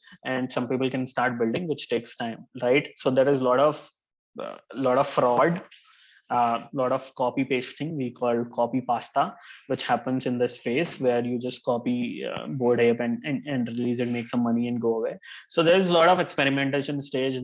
The information is very new. So personally I try to help people see the perspective, like why I think it has value, but I would never recommend somebody to just go and buy this. So I would never tell you that, okay, you go and buy this one, right? I will tell you that how do you do the research, how do you find out the projects. So for us personally, I think the good thing is everybody on Twitter or everywhere is trying to make people understand, but you have to be careful because there are bad actors and good actors as well. So if, let's say, suppose you have board Ape Yacht Club, right? It is in your incentive to pump that, right? To post good things about it, to, even if you don't understand it, right? Because ultimately it's going to increase your value and you can sell it and get out, right? So there are many like that, okay, you have bought something, let's say you buy something very early, right? You got the projects from your friend. Now what you do is you go out and pump it, keep posting about it, keep posting good thread. Let's say I'm sitting here, I post about I say something good about a project, right? And now suddenly you're like, and all of us are looking for shortcuts, right? Mentally, right? We don't have the time to read and do the proper research. So okay, I trust Samir, let me trust Samir that, okay, he said this project, let me buy it, right? Never do that. Even if you buy something which somebody is recommending, do your own research, DYOR, so that you can see. It's very hard to hold something from $200 to $200,000. Even if I tell you, even if we go back to May and I tell you, Adil, buy Bored Ape, I can 100%, I'm 100% sure you will sell it when you would double your money or triple your money, right? Because you don't understand inherently what it is. But once you see the use case, then maybe you become like, okay, this real value is not $200 or $2,000. It can go there, right? It can go to $200,000, or maybe you're not there for the money as well. So it's very important. So what many people, including me, we try to communicate that, but we don't try to push, because I think, like, I don't know, you have seen that curve of use case, right? 2.5% is the that image, right? So we are, I think, still under 1%, right? So then less than 1% people in the world who have bought an NFT. Crypto is little more. So we are still trying to go out of that curve. Once we go out, I think it will come automatically. Plus, I think we are far from real. I mean, it is building in the process, but we are yet to see the real implementation of the technology. Once we'll see, I think the use cases, the people would come. Right now, the focus is on building. I personally want to build projects, and I'm focusing on them. But yeah, and try to do that. I think the good thing is that it's a, like, if you have an idea and if you can make use of this, there's enough money in the market for you. If you can build something, you don't have to go out and raise from VCs, you don't have to go out and raise for grants. You can, if you can build something, this is the platform. Web3 is the way. You can build it and you can make money. It's not that easy as it sounds, but it's simpler, and it certainly is another way than going to the VC route. And all you need is a laptop and a good internet connection, is what I would say. Right. So a lot of my audience is college students, right? They're in like first, second, third year of college, and I think of late Web3 is becoming more and more of what software development was 5 years ago, right? Like that's where the money is. Now, although the motivation behind becoming a Web3 developer only for the money, I wouldn't endorse it, but it's understandable that kids these days would want to go behind the money first, right? Like you said, like that's a very direct incentive. What would you say is like a prerequisite to do that, like to become a developer? Like, is it just normal programming languages that we have? Is it more having like fundamental understanding of mathematics, or is it like none of the above? Like I would be curious to know, because I have never, like I know software developers, I know like back end, front end, okay, like at least you have C++, HTML, it seems relatable. But being a Web3 developer, what does that really entail? So first of all, there is nothing wrong with making money. If you want to make money, okay. It's just that you have to make it in a legitimized way, and make sure that you add some value, and that's how you grow it in the future as well, right? So Web3 developer is one thing. So first, if you want to enter the Web3 world, it's not necessary that you are a developer. Okay, so let me clear that. So don't assume that, okay, you have to be a developer, that's how you can enter. I am not a developer. I don't know how to code. I can read codes, but there is it's like saying that, okay, you can only establish Amazon if you are a developer. It's not correct, right? It's like any other field. You can always hire developers and do that. But let's say if you want to be a Web3 developer, there are enough resources which are available in the market, right? The first is the Ethereum organization, right? The Ethereum Foundation, which put up a lot of resources to build NFTs and everything. But even if you go on YouTube and everywhere, there are now no code tools where you and me can use those tools and build our NFT project. So it is not at all a prerequisite. What is a prerequisite is you will get a jump start. If you already have a CS background, if you are already a coder, then of course you have a jump start, because you would understand the language. And Solidity, which is the main language of Ethereum network, is not that complicated if you already know C++, Java, and Python. So it's the same, right? Of course there will be some time which you will take. There's a lot of focus on security. So if you come from the security background, then you can have that platform as well. But let's say you don't because that's where I come from. Let's say you don't have that background, you don't have a technical background, you can still do a lot of things, right? So you can come from the tokenomics perspective, which is more finance background, right? So how do you design tokenomics, or what would be the structure of the platform, what would be the structure of the NFTs, what would be the commission, what would be the use case, like how would you do that? Discord setup, there are Discord mods. We have not talked more about Discord, but entire NFT market is on Discord, Twitter. That's it. All you need is Discord. So if you want to just give it a try, go on an NFT project, join their Discord, and you will find weird people, intelligent, smart people talking about something which you would not understand, but give it a start, and then you would know where to look for. And people are helpful. I think you need to have your studio, and I can come in, and then we can have a good conversation. That is the plan. That is definitely the plan. Yeah, anyways, I'm sorry. I lost my thought. Sorry. Did we finish? Where was I? We're talking about Discords and various channels and people in Discord that you can ask questions to. Yeah, So I think Discord is a good way. So if you want to get in, there are many platforms where you have Web3 jobs. Again, I'll send the link and you can post it if you guys are interested to look at that. Because and yeah, I think the most important thing, and like I said, you can message on Discord $1 billion company founder, and I have seen to at least 80-90% chance, which is huge, that they would respond if you write a sensible message and you have a genuine question, which cannot be found on Google. So don't ask stupid questions, but so they're very open on Discord also. See, remember, Discord is communities of 10,000, 20,000 people.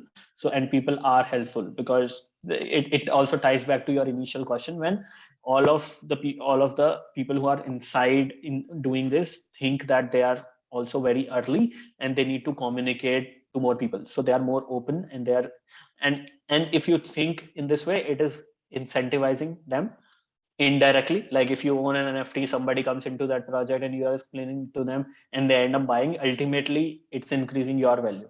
So incentives are aligned, which is driving this much more.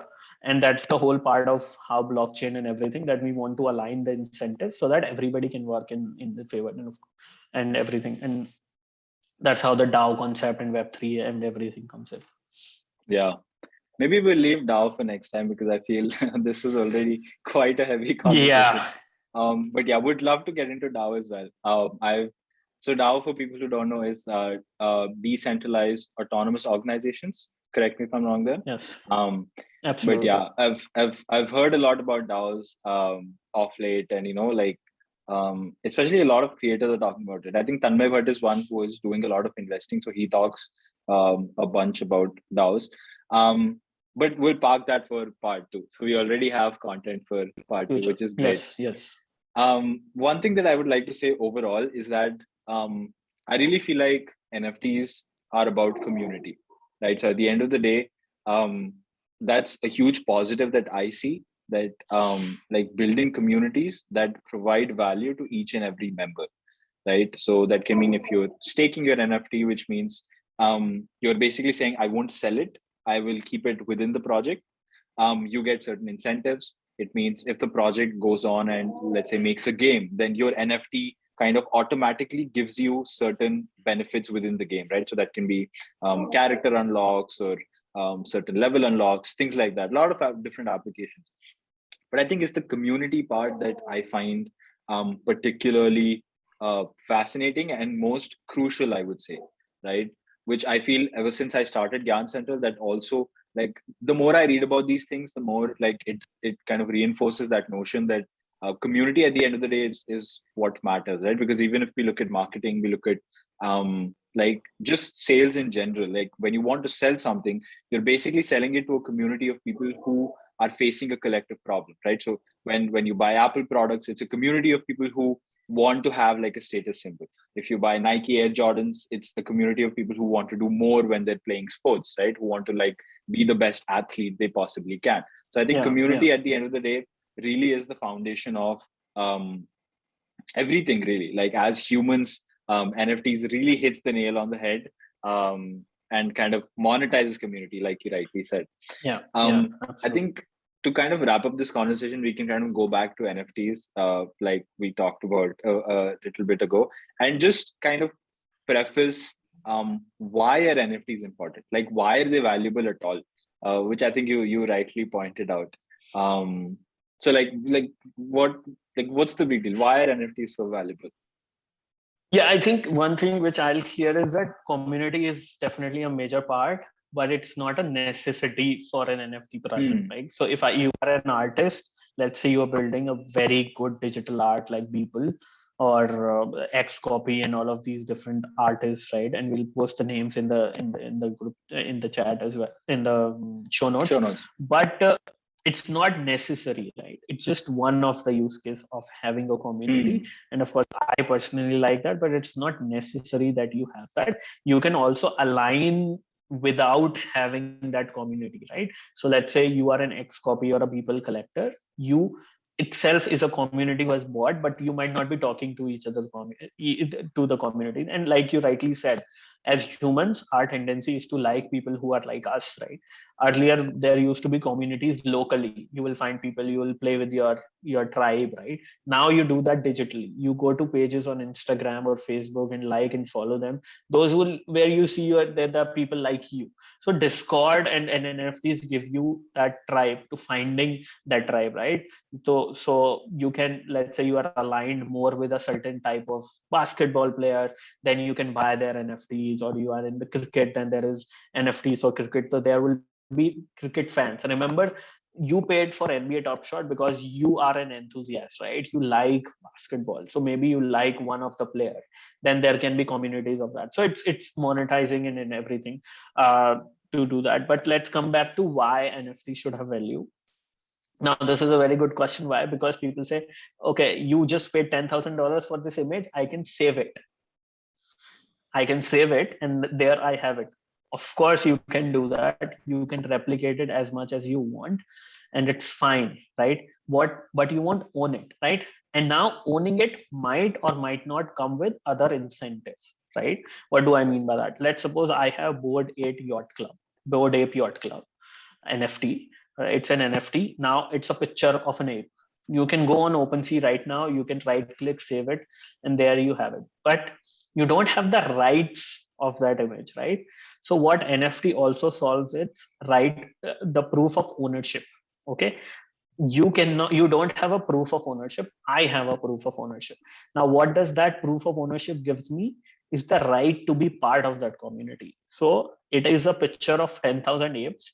There are total, I think, 6,500 or 8,000 members. I get to participate in that community. So on Discord, when I'll go, there will be a channel which can only be accessed by me because I can prove my ownership. What does that give me is that gives me my tribe. That gives me people who already own Bored Ape. Now, Bored Ape Yacht Club is a example where people, Eminem is there, right? Or Justin Bieber recently bought it, or Rihanna, and there are other people who bought it. There are famous football players who are there. Now imagine sitting with them, talking with them. Is that worth it? I think it is. Like, would you pay $1 million just to sit with in a room with Ambani or with Elon Musk? I think I would, and many people would. So you're not paying only for the image; you're also paying for those incentives which comes with ownership, right? Now, let's say you're buying a Ferrari. That is a flex, right? You want to show that you can own a Ferrari. Similarly, now Bored Ape is a flex. It's a digital flex. If you have an image of Bored Ape in your Twitter, which I can verify, I know you own an image which is worth 1.5, 2.5 crores, right? So there is certain digital flex, various benefits which come with it, which is not necessarily just a picture, right? It is also about the community. It is also about other things. Now, tomorrow, Bored Ape, the organization Yuga Labs, which runs that, can also drop a token, right, to all those who own it. If you own the image on your laptop, you won't get it. Like, I will get it because I can prove it. So there are various other benefits, right, and which comes with that. So NFTs basically allow that to happen. Earlier, there is no way. So there is a way to form digital gated communities, right? Digital gated communities, and provide legitimacy and also incentivize it while also maintaining the identity of the person, right? Because you can come back to me and you can say, I can do that on Instagram. You follow my Instagram, but I will only allow those people who I want. Of course, you can do that. First of all, it is against being open, but okay, we'll leave it to that. But you will also have to get the identity of everybody, right? There is a cumbersome process. In this, there is not, right? I can actually go and see who are the owners of the Bored Ape Yacht Club and drop them something, invite them to other things, or there are multiple things I can do, which can be done on chain. So when you're buying, it's not just an. Sorry about that again. I think other what we can do is like I'll finish it. We can wrap it up. But if you think overall we need to add some things or delete something, we can do a second recording as well, and we can combine both. Okay. Because I think there is a lot to cover and we have to make sense of the chronology of everything, right? Yeah, that makes sense. And I think I'm sorry that it will be a lot of work for you. No, that's all right. And even for the sense part, this isn't like this is not like a tutorial, right? Like this is just us talking. Of course. So I think there is also novelty in Yeah. going back and forth. So it's okay. I don't think we have to stress too much about chronology or anything like that. Absolutely.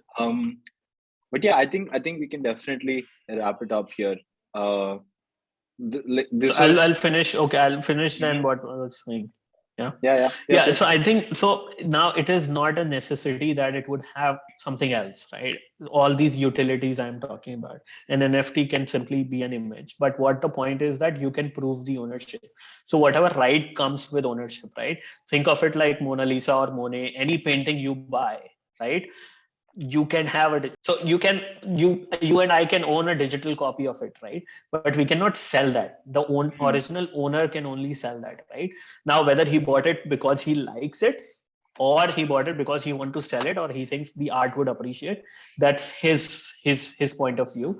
But what I'm saying is that it NFTs give you a way to own digital items, right? And then we have not deep dived into how this is going to change the game industry, how it is going to change everything which earlier was not possible to own, right, in the digital world. But again, maybe some other time. But there are many other use cases. We have also not talked about interesting NFT projects, right? That I would definitely mention one of it, which is I think the name I'm forgetting, but it is AO Metaverse, right? AO is Australian Open.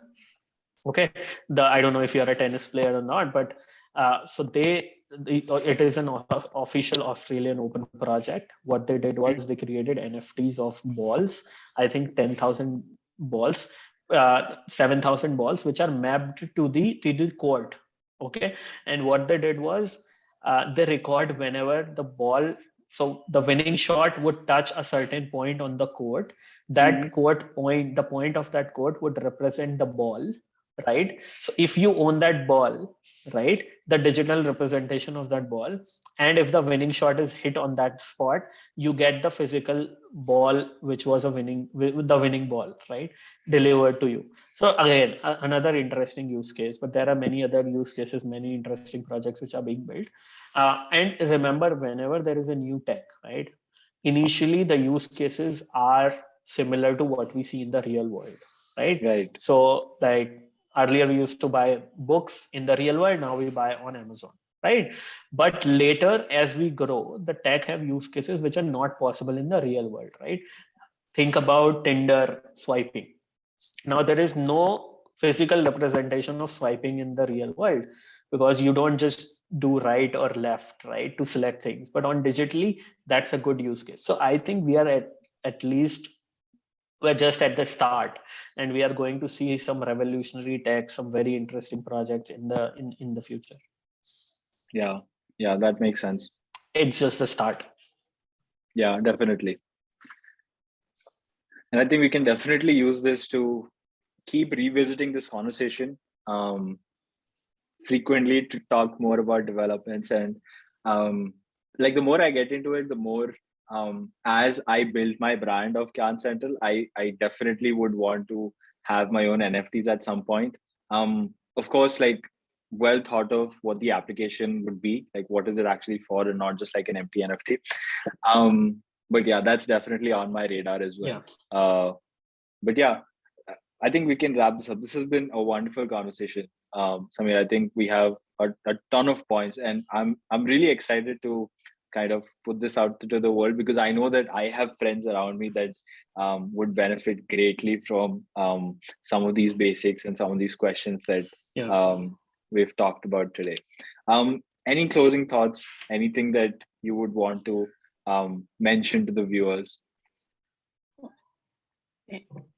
Yeah, I think I would say that we did not get the time to talk about how do you get it. It is not that easy, right? It is not that easy to, if basically you don't know anything about cryptocurrency, or you have not bought any Bitcoin or Ethereum yet, it is difficult, right? It is still difficult to get on board and buy an NFT, because you have to set up your MetaMask wallet, then you have to take care of seed. So I think maybe next time we can talk about step by step, like how do you go from not knowing anything to actually buying an NFT. What I would suggest everybody is, if you are planning to buy it, be very careful in terms of how you buy it. Don't try to look for ways. The question I get is, how can I get free money? How can I get free crypto? How can I get free cryptos? Yes, you can, but you can also be scammed. There are 90%, remember, 90% or even more of the Even projects more, are yeah. scams. Even more are scams. In scams where you would lose money. So if you're Right. just starting, start with the money you are comfortable of losing. So think of this as an experiment. You spend 5,000 on a trip, spend 5,000 rupees or 10,000 rupees on this. It will be a very interesting trip for you. And if you lose money, it's okay. Don't give up. Don't find out why you lost money. You're not losing money because there are all the scammers, but because you went to the scammers, right? Totally. Scams does not delegitimize the whole industry, but because it is open, because there is no regulation, which is good and bad, there are many bad actors as well. And there are, of course, once you go into it, there are ways where you would know whether you should do that or not. So be extremely careful. Everything is on Twitter and Discord. I would suggest you to jump and find out projects and jump into Discords, even when Discord would always have some place which would be open for everybody. So not restricted on the basis of NFTs. Jump on any project, ask questions. People are helpful, and we'll post the links on Twitter about people you can follow and deep dive into it. And maybe next time we'll go into how do you go step by step from having a fiat to owning your first NFT as well. Yeah, definitely. That definitely sounds like a plan. Thank you so much for this, Samir. I think this was a wonderful conversation. Thank you, Adil. I mean, I think this checked off all the boxes on what I was expecting to learn from you and to get that additional knowledge. But yeah, this was great, and I think this warrants a part two. I feel like this definitely warrants a part two because we've left, like you said, quite a lot on the table.